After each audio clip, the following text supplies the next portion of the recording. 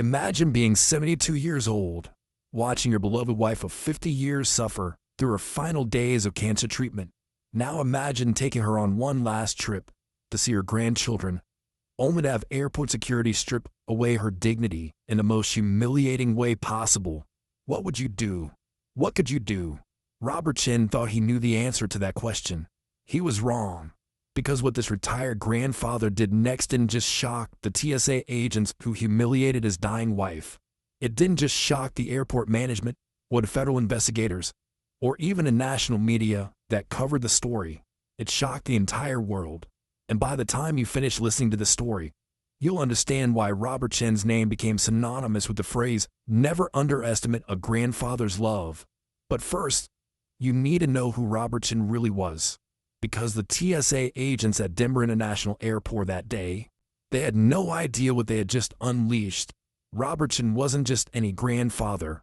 For 30 years, he had been one of the most feared cybersecurity experts in Silicon Valley. Companies paid him millions to think like a criminal, to find weaknesses in systems that others thought were bulletproof. He could break into anything: corporate networks, government databases, financial institutions. But he'd always use his skills for good. Until that day at the airport, his wife Maria had been battling stage 4 lung cancer for 8 months. The doctors gave her weeks to live. Their grandchildren in Boston hadn't seen her since the diagnosis. She'd been too weak to travel, but Maria had one dying wish: to hold her granddaughter's newborn baby, to meet the newest member of their family before it was too late. Robert booked them first-class tickets. He arranged for a wheelchair. He brought all of Maria's medical documentation. He called the airline 3 times to explain the situation. He thought he'd covered everything. He was wrong. TSA agent Derek Morrison was having a bad day. His girlfriend had broken up with him. His supervisor had written him up for being late, and he was taking out on passengers when he saw the elderly couple approaching his checkpoint. The old man helping his obviously sick wife out of a wheelchair. Something inside him snapped. "Ma'am, you need to step to the scanner." Maria, barely able to stand, leaned heavily on Robert's arm. "Please," Robert said quietly. "My wife is very ill. She's in tremendous pain. Could we possibly—" "Sir, step back. She needs to go through screening like everyone else." What happened next would haunt Robert Chen for the rest of his life. Agent Morrison forced Maria to remove her wig, exposing her bald head to dozens of staring passengers. He made her take off her compression stockings that help with circulation. He demanded she lift her arms above her head, even though the movement caused her to cry out in agony. But the worst part, the part that broke Robert's heart and sealed Morrison's fate, Morrison made Maria remove her adult diaper, right there, in front of everyone. A dying woman, reduced to tears of humiliation, standing in soiled undergarments while passengers filmed with their phones, and Morrison smirked with satisfaction. Robert Chen stood frozen, watching his wife of 50 years shake with embarrassment and pain. In that moment, something fundamental inside him changed. The loving grandfather died. The cybersecurity expert was reborn, and Derek Morrison had no idea what he had just created. That night, in their hotel room, Robert held Maria as she cried herself to sleep. She died 3 days later, never having recovered from the humiliation.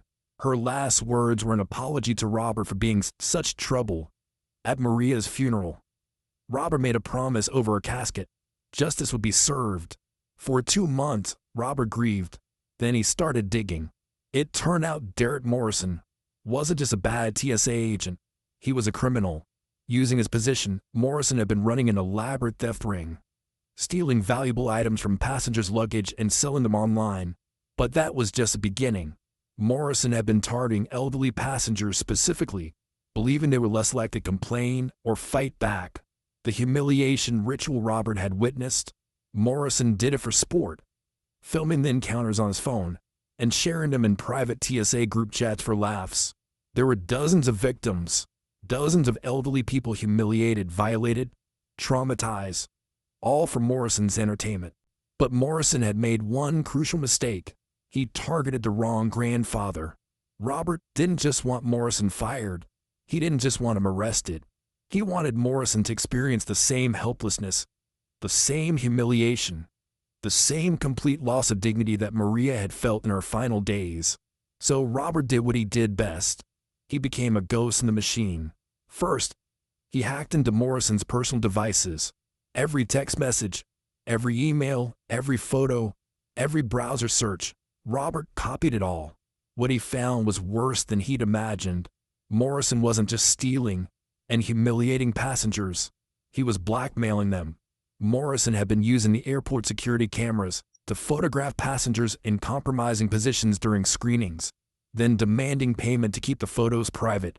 Elderly passengers, disabled travelers, anyway perceived as vulnerable, Morrison had been extorting them for years.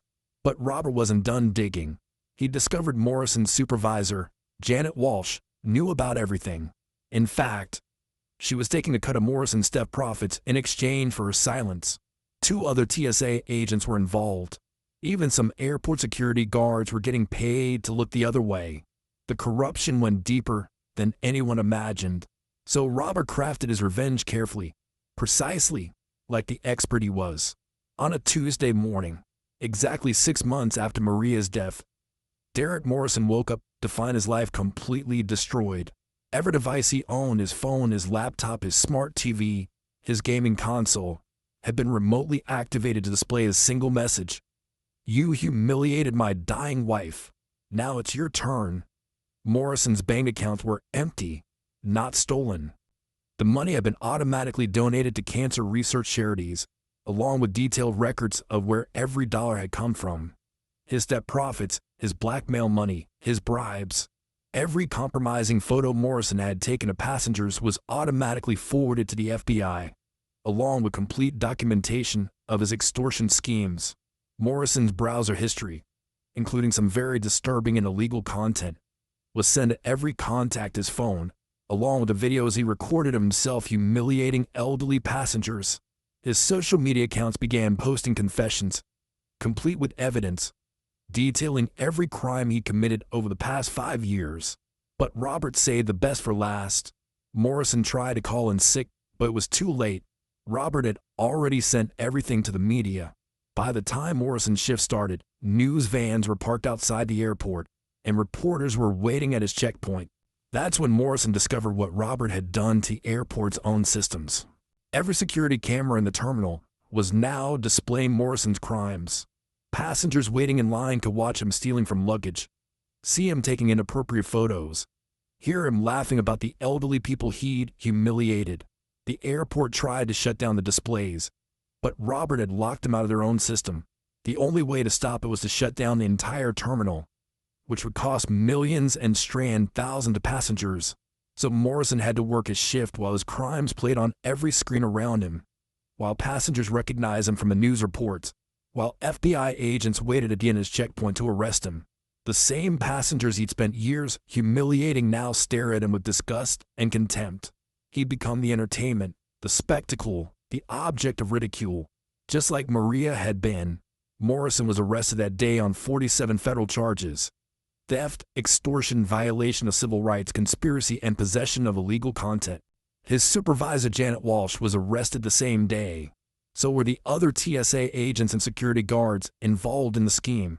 The investigation Robert had provided was so thorough, so complete, that the FBI called the most comprehensive criminal case file they'd ever received. Every piece of evidence was authenticated.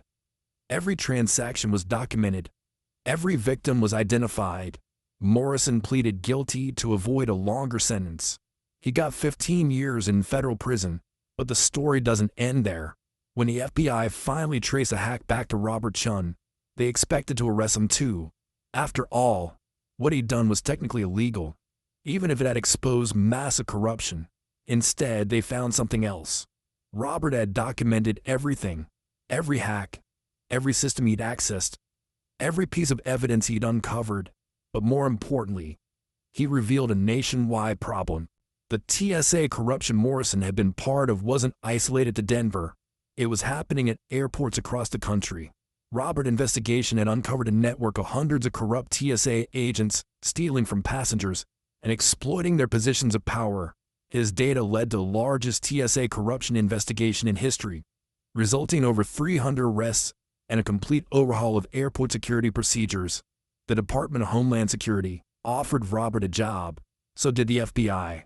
Instead, Robert chose to testify before Congress about the systemic failures that had allowed his wife to be humiliated and countless other passengers to be victimized. The Chen protocols, new TSA procedures for handling elderly and disabled passengers, were implemented at every airport in America. Passengers now have the right to request a private screening, the right to have a witness present, and a right to file complaints that are taken seriously. A memorial garden at Denver International Airport honors Robert Chen and other passengers who suffered at the hands of corrupt officials. The plaque reads, "In memory of those who deserve dignity and received humiliation, may their stories ensure justice for all who travel." Robert never faced charges. The FBI determined that his actions, while technically illegal, had served the greater good by exposing corruption that might have continued for years. Some called him a criminal. Others called him a hero. Robert called himself something simpler, a husband who loved his wife. But here's what makes this story truly incredible. The part that turned Robert Chen into a legend. Every dollar that Morrison and his accomplices had stolen, every penny from their theft and extortion schemes, Robert donated to a special fund for elderly cancer patients who couldn't afford to travel to see their families. The Maria's Last Flight Foundation has since helped over 10,000 terminally ill patients make final trips to be with their loved ones. The foundation covers travel costs, medical equipment, and even arranges special assistance at airports. Derek Morrison, sitting in his federal prison cell, knows that every day he spent behind bars is another day that elderly people are getting the dignity and respect his victims never received. That's the legacy of Robert Chen. Not just revenge, but justice. Not just payback, but prevention. Not just punishment for the guilty, but protection for the innocent. Morrison thought he was humiliating a helpless old woman. Instead, he had awakened a force of nature disguised as a grandfather. And in the end, Robert Chen proved something that bullies throughout history have learned the hard way. Never underestimate the power of a grandfather's love, because grandfathers don't just protect their families, they protect everyone's family. That's why Robert Chen's story went viral. That's why millions of people shared it. Why it inspired congressional hearings. Why it changed an entire system. Not because it was about revenge, because it was about love.